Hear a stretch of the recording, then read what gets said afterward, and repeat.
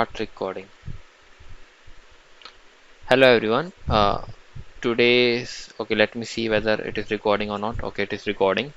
So today's lead code daily challenge is of hard type, and the problem name is count subarrays with a score less than k. So we have given. So let me read out the problem statement. Then I will explain you the example test cases. So the score of an array is defined as the product of its sum and its length. For example, the score of 1, 2, 3, 4, 5 is 1 plus 2 plus 3 plus 4 plus 5, and then we can multiply it with 5, and that which is equal to 75. So we have given one positive integer array nums and integer k, and we have to return the number of sub arrays of nums whose score is strictly less than k. Okay, so cool. So basically over here we have given one sub array 2, right, and we have given k equal to 10, right. So our task is to find the sub arrays whose sum whose sum into length of that sub array should be less than k. I repeat, it should be less than k, not less than equal to k, because most of the people make that mistake by keeping that less than equal to k. Okay, so for this example we have given 2 and length is 1, so 2 into 1 equal to 2, which is less than 10. Then 1 will score 1 into 1, which is less than 10. Then 4 into 1, 4 less than 10. So over here all the single digit number or single digit sub arrays has sum less than 10, right. So let's suppose 2 1. So 2 plus 1 is 3, and length of the sub array is 2, so sum become equal to 6, right.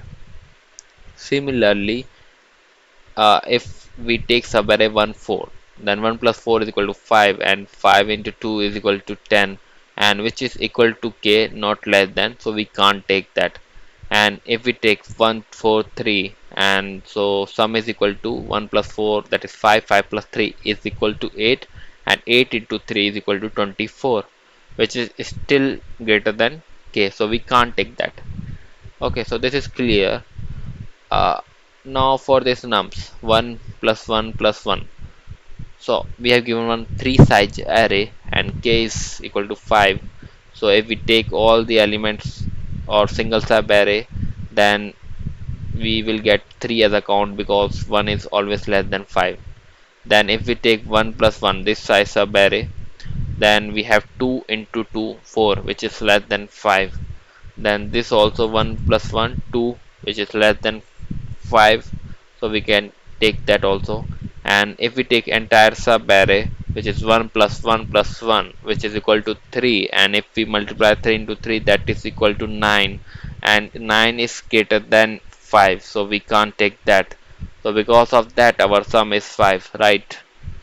Okay, so this makes sense. The constraint that is given to us is 10 to the power 5, so we can't use big of n square approach.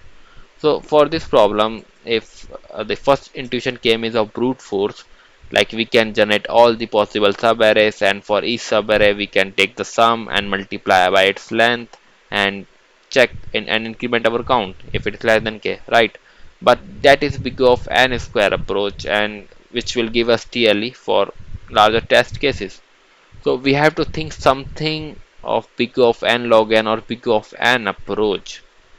So over here, some when sub array in the if in the question we have given sub array, so we should always think of something of sliding window, right. Because sub array is fixed, always fixed, it has fixed end, and by moving the ends we can change the length of the sub array or change the element of the sub array. So we can think of this sliding window approach. So what we can do, we can start with length 1 window, and then we can keep on incrementing our right index till we have this condition satisfied that the sum of the sub array is less than k, sum of the sub array into length of the sub array is less than k, and wherever this condition breaks we will start incrementing our starting index and try to reduce the size of our sub array. Okay, so like that we can make create a subarray and move over right and left pointer and can find the answer in optimal way. So here is my code.